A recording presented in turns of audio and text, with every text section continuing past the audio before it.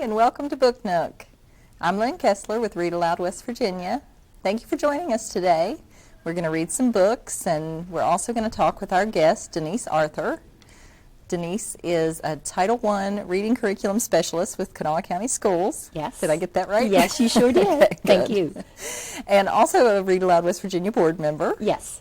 And our current secretary. Yes. Yes, and we love having you on the board. You're wonderful. I love being there and helping spread the word about reading. Yes. Well, obviously, your job and your community service involvements involve reading, so you must have quite a passion for that. I do. Tell me a little bit about how you grew to love reading. I loved to read since I was a child, and I would always want to get more library books than what the librarian would allow me, and I would take them out on Friday and have it finished by Saturday morning, and I'd be out books. I didn't live near a library, so I had to read books over and over until I could get a new one. Well, there's nothing wrong with that. That's a good thing, too. And in choosing my career, I knew I wanted to be a teacher, and I figured that everybody needs to know how to read. So there would always be a need for a reading teacher, because not everybody can do it easily. Yes. Yes, that is true, and we're fortunate to have people like you who are committed and dedicated to helping all of the kids learn and love to learn to read. So thank you. Thank you for what you do. We were talking before a little bit about getting parents to read to their kids. Give us some thoughts on that. Well, I mean, you have to have the books, and if you can't afford the books, you can always use the library. I know Read Aloud gives away a lot of books, and so that's great that the funds that we raise can buy books for those that maybe can't get them themselves. And a lot of times parents are worried that they have to read the same book over and over, or the child asks for the same book over and over, and that's okay. That gives them a chance to internalize the story and make it part of them, and it helps them to memorize things. And not that reading is just memorization, but when they go to read, they have to have a good working memory. So that helps with their working memory. And it builds a relationship. I mean, there's nothing like sitting next to a child and putting your arm around them and reading a story. And some of the stories are personal and special between a parent and a child, or an adult and a child.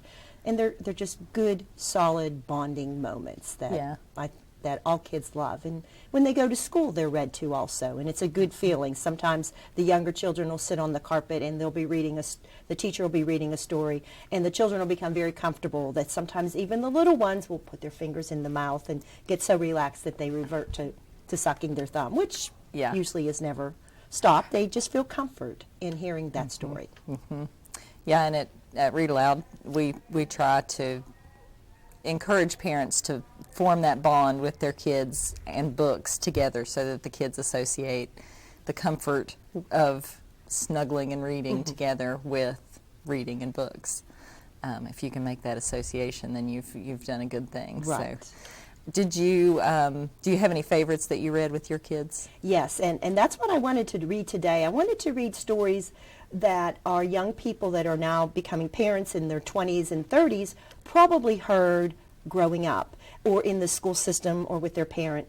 I know that the Robert Munsch book, probably the most famous Robert Munsch story, is The Love You Forever, which I wouldn't want to read publicly because it's quite emotional to read this one. But this is probably his most famous one. This is a great book to give for a gift to a young parent. The story is just touching and wonderful. And he also had some other ones that were often read in the 80s and 90s. They're very humorous, and they're lighthearted, and they're not as maybe touching as this, but they're great stories, and they're participatory in nature.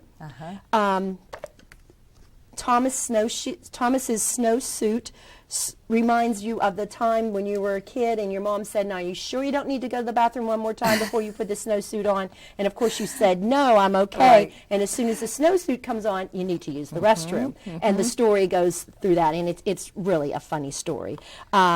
Pigs, of course you can see the cover of this one, and this is very funny, about a girl that wants to take care of pigs.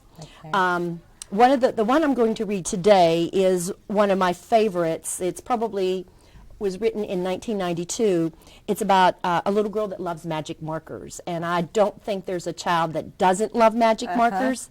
And if you look at the cover, you can see that there were loads of magic markers there. And this explores her desire to have magic markers and what she does with them. Oh, okay.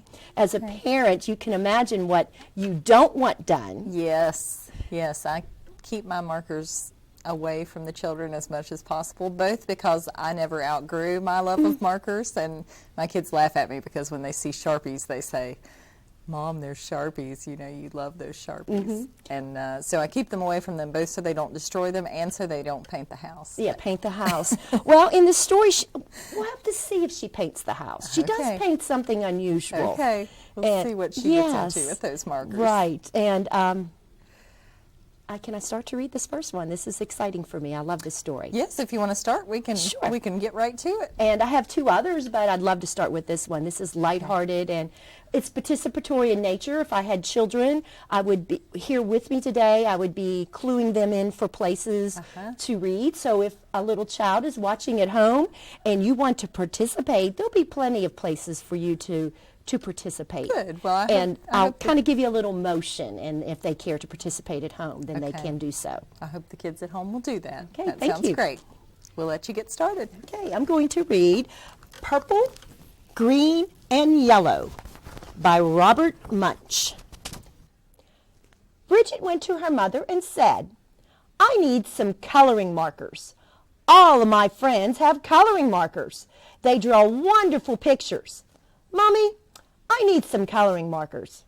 Oh no, said her mother. I've heard about those coloring markers. Kids draw on walls. They draw on the floor. They draw on themselves. You can't have any coloring markers. Well, said Bridget, these are these new coloring markers. They wash off with just water. I can't get into any trouble with coloring markers that wash off. Get me some of those. Well, said her mother, all right. So her mother went out and got Bridget 500 washable coloring markers. Bridget went up to her room and drew wonderful pictures. She drew lemons that were yellower than lemons, and roses that were redder than roses, and oranges that were oranger than oranges. Her mother was amazed. She said, wow, my kid is an artist. But after a week, Bridget got bored. She went to her mother and said, Mom, did I draw on the wall? No, said her mother. Did I draw on the floor? No, said her mother. Did I draw on myself? No, said her mother. Well, said Bridget, I didn't get into any trouble, and I need some new coloring markers. All of my friends have them. Mommy, there are coloring markers that smell. They have ones that smell like roses and lemons and oranges, and even ones that smell like cow plops. Mom, they have coloring markers that smell like anything you want. Mom, I need those coloring markers. Her mother went out and got 500 coloring markers that smelled. Then Bridget went upstairs and she drew pictures. She drew lemons that smelled like lemons, and roses that smelled like roses, and oranges that smelled like oranges, and cow plops that smelled like cow plops. Her mother said, wow, my kid is an artist. But after a week, Bridget got bored. She said, Mom, did I draw on the floor? No, said her mother. Did I draw on the walls? No, said her mother. Did I draw on myself? No, said her mother. Well, said Bridget. I need some new coloring markers. These are the best kind. All my friends have them. They are super indelible, never come off till you're dead, and maybe even later, coloring markers. Mom, I need them. So her mother went out and got 500 super indelible, never come off till you're dead, and maybe even later coloring markers. Bridget took them and drew pictures for 3 weeks. She drew lemons that looked better than lemons, and roses that looked better than roses, and oranges that looked better than oranges, and sunsets that looked better than sunsets. Then she got bored.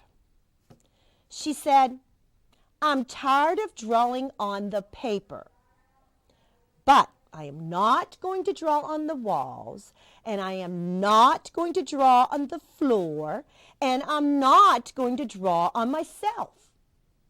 But everybody knows it's okay to color your fingernails.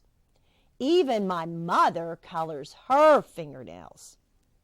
So Bridget took a purple, super indelible, never come off till you're dead, and maybe even later, coloring marker, and she colored her thumbnail bright purple.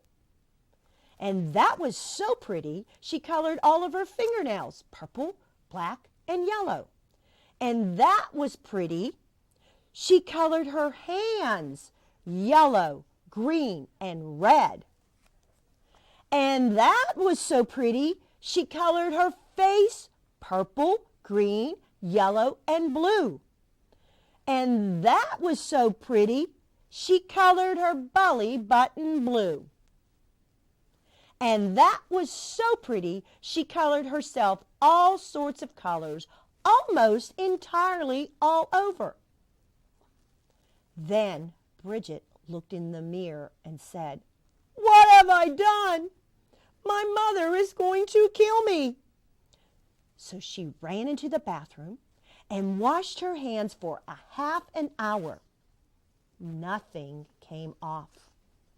Her hands still looked like mixed up rainbows. Then she had a wonderful idea. She reached way down into the bottom of the coloring markers and got a special colored marker. It was the same color she was. She took that marker and colored herself all over until she was her regular color again. In fact, she looked even better than before, almost too good to be true. She went downstairs and her mother said, Why, Bridget, you're looking really good today. Right, said Bridget. Then her mother said, It's time to wash your hands for dinner.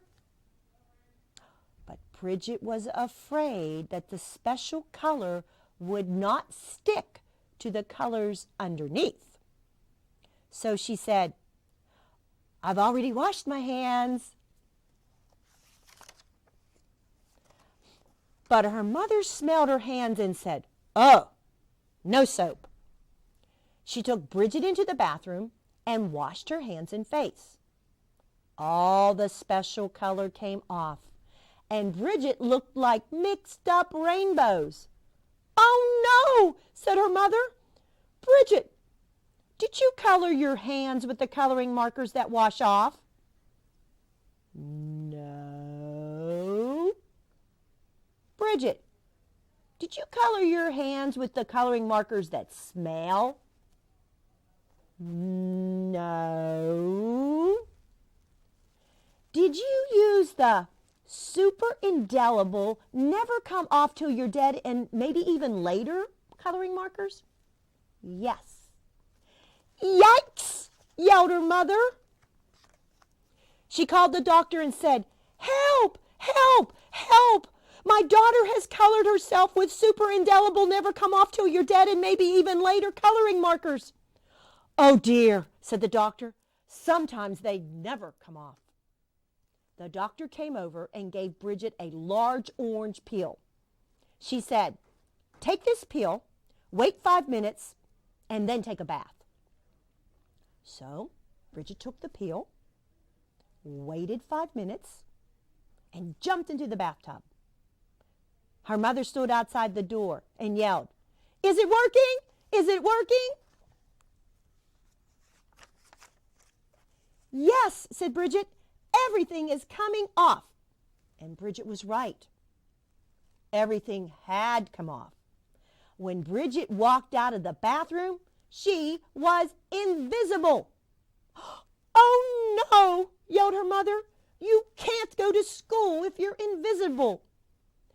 You can't go to the university if you're invisible. You'll never get a job if you're invisible. Bridget, you've wrecked your life." "Don't worry," said Bridget. She ran into her room, got the special color marker, and colored herself entirely all over until you couldn't tell the difference. In fact, she looked even better than before, almost too good to be true. But her mother said, "Bridget, you can't go through life like that. You're just a picture. Everyone will know there is something wrong." "No, they won't," said Bridget. "Yes, they will," said her mother. "No, they won't," said Bridget. "I colored Daddy while he was taking a nap, and you haven't noticed anything yet." "Good heavens," yelled her mother, and she ran into the living room and looked at Daddy. He looked even better than before, almost too good to be true. "Doesn't he look great?" asked Bridget. "I can't even tell the difference," said her mother. "Right," said Bridget. "And neither will he, as long as he doesn't get wet." And that was Purple, Green, and Yellow. Hope you enjoyed that story. And be careful with magic markers. My next story is called The Giving Tree. This is written by Shel Silverstein.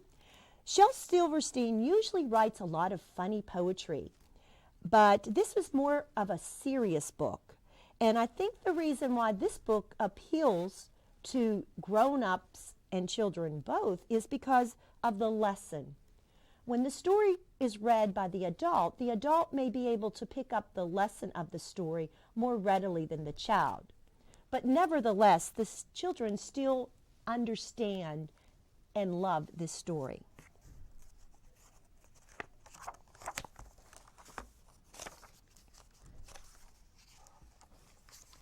Once there was a tree, and she loved a little boy. And every day the boy would come, and he would gather her leaves and make them into crowns and play king of the forest. He would climb up her trunk and swing from her branches and eat apples. And they would play hide and go seek. I think the tree has found him. And when he was tired, he would sleep in her shade. And the boy loved the tree very much. And the tree was happy. But time went by. And the boy grew older. Look at the tree now. We have 2 messages. And the tree was often alone.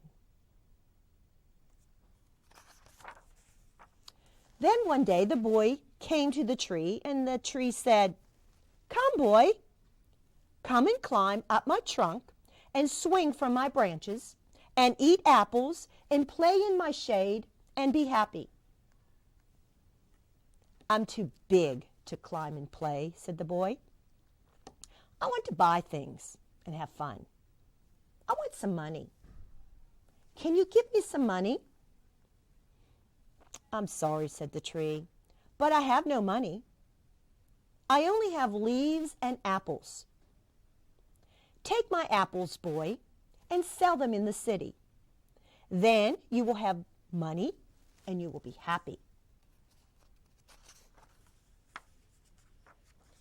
And so the boy climbed up the tree and gathered her apples and carried them away.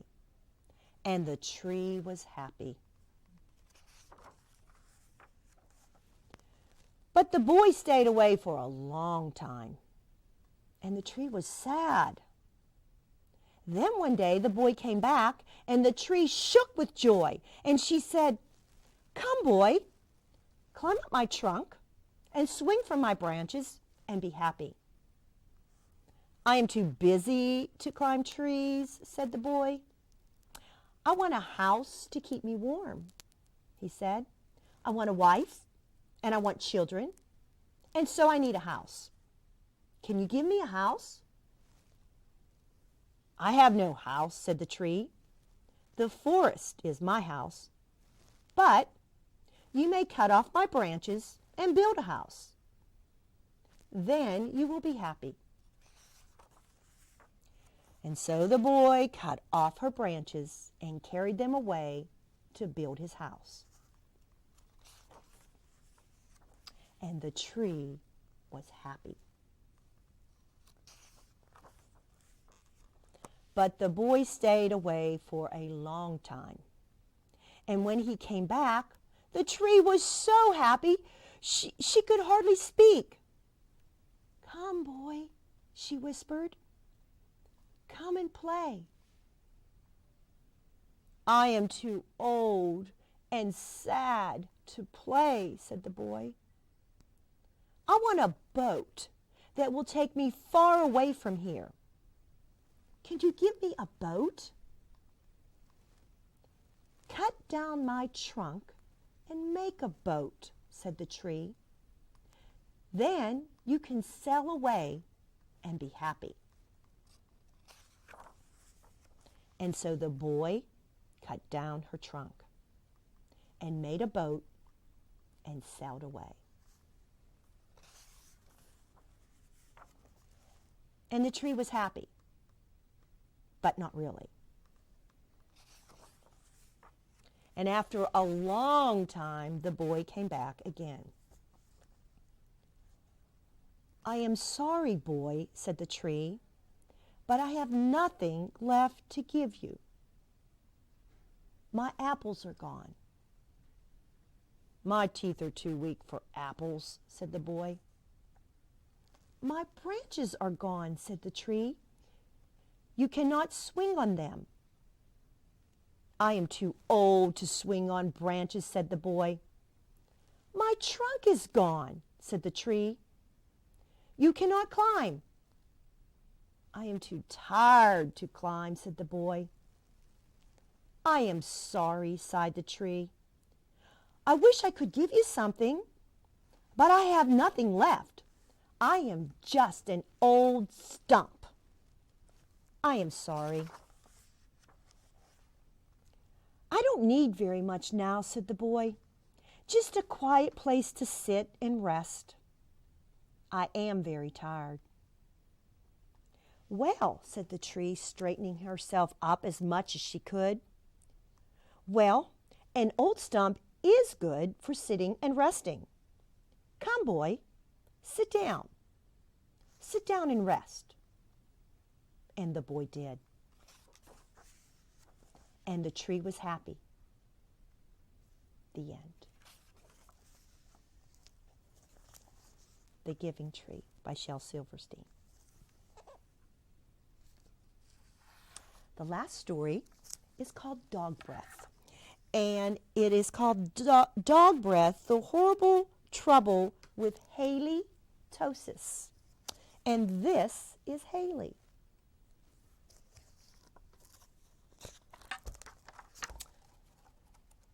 I love dogs, but I'm not sure if I would like to have Haley for a dog. When you listen to the story, see if you would like Haley for a dog. There once was a dog named Haley who lived with the Tosis family. Haley Tosis was a very good dog, but she had a big problem. Haley Tosis had horrible breath. Whenever Haley Tosis opened her mouth, horrible things happened. When the children took Haley Tosis for a walk, everyone else walked on the other side of the street. Even skunks avoided Haley Tosis. But the real trouble started one day when Grandma Tosis stopped by for a cup of tea, and Haley jumped up to say, "Hello." Mr. and Mrs. Tosis were not amused. "Something has to be done about that smelly dog," they said. The next day, Mr. and Mrs. Tosis decided to find a new home for Haley. The children knew that the only way they could save their dog was to get rid of her bad breath. So they took Haley Tosis to the top of a mountain that had a breathtaking view. They hoped that the breathtaking view would take Haley's breath away, but it didn't. Next, the children took Haley Tosis to a very exciting movie. They hoped that all the excitement would leave Haley breathless, but it didn't. Finally, the children took Haley Tosis to a carnival. They hoped that Haley would lose her breath on the speeding roller coaster. The sign even says that. You'll lose your breath on our roller coaster. I don't know if it's working. But that idea stunk too. The plans to change Haley's bad breath had failed. Now only a miracle could save Haley Tosis. Sadly, the three friends said good night, unaware that a miracle was just on the horizon. Later that night, when everyone was sound asleep, two sneaky burglars crept into the Tosis house. The two burglars were tiptoeing through the dark, quiet rooms when suddenly they came upon Haley Tosis. "Yikes!" whispered one burglar. "It's a big, mean, scary dog." "Ah, don't be silly," whispered the other burglar. "That's only a cute little fuzzy puppy." The two burglars giggled at the sight of such a friendly little dog. "That dog couldn't hurt a fly," whispered one burglar. "Come here, Poochie Poochie," whispered the other. So Haley Tosis came over and gave the burglars a nice big kiss. The next morning, the Tosis family awoke to find two burglars passed out cold on their living room floor. It was a miracle. The Tosis family got a big reward for turning in the crooks, and soon Haley Tosis was the most famous crime-fighting dog in the country. In the end, Mr. and Mrs. Tosis changed their mind about finding a new home for Haley. They decided to keep their wonderful watchdog after all, because life without Haley Tosis just wouldn't make any sense. Thank you for listening to our stories today. These can be found at your Kanawha County Public Library, and you can read them with your children at home. Have a great day. Thank you.